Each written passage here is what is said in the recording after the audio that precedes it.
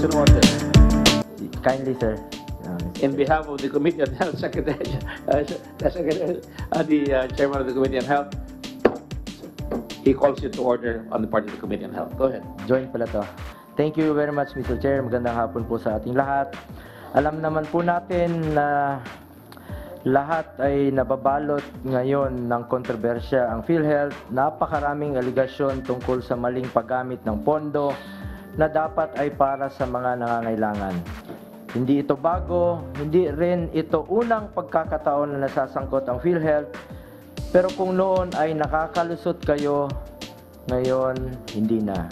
Ngayon, sisiguraduhin ko na mananagot ang kailangan managot, kakasuhan ang dapat kasuhan, at makukulong ang dapat na makulong. Noon, pag may gagawing investigasyon, wala pa pong nangyayari, walang resulta dahil nagtuturuan lang ang mga sangkot. Hindi napakaraming rason, wala namang solusyon.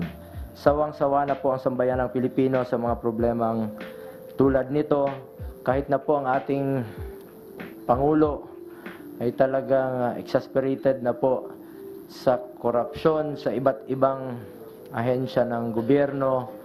Sana po ay tulungan po natin si Pangulong Duterte. Habang patuloy tayong nagsisikap na mapabuti ang kalagayan at kalusugan ng ating mga kababayan, may mga tao na sumisira sa ating mga pinaghihirapan. Inuulit ko, pera ng taong bayan ang pondo ng PhilHealth. Galing yan sa mga taong nagpapakahirap sa trabaho at umaasang mabigyan ng maayos na serbisyo kapag sila ay nagkakasakit.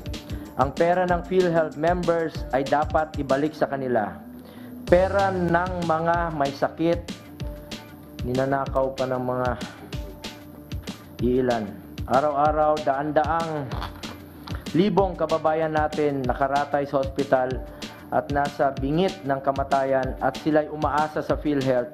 Tapos kayo nanakawin nyo lang. Uulitin ko, managot ang dapat managot, tanggalin ang dapat tanggalin, kasuhan ang dapat kasuhan, ikulong ang dapat ikulong. Humihingi po ako ng tulong sa mismong chairman ng Commission on Audit. Sir, thank you for coming, Chairman Aguinaldo. I urge you to conduct a special audit and submit your findings to the Ombudsman. Gumawa po kayo ng audit para malaman natin kung sino ang mga salarin. As Filipinos, isa lang po tayo sa pagsugpo ng graft and corruption. Magtulungan po tayo. The Presidential Anti-Corruption Commission and the National Bureau of Investigation are here. Please get to the bottom of this mess.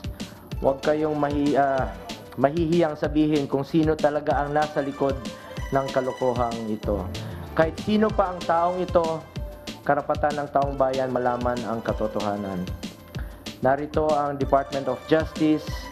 Kasuhan po ninyo ang dapat kasuhan. No one is above the law.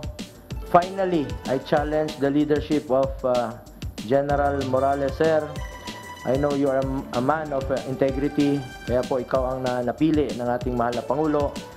We trust that you will be able to weed out corruption and the corrupt officials and employees in the agency. Malaki ang responsibilidad na nakasalalay sa iyo, especially with the implementation of the universal health care. Napakalaki po ng pondo na nasa inyong mga kamay. Kung gusto natin maayos na healthcare, kailangan nating maayos ang PhilHealth. Heads already rolled. Don't wait for the bodies to sprawl. Thank you, Mr. Chair.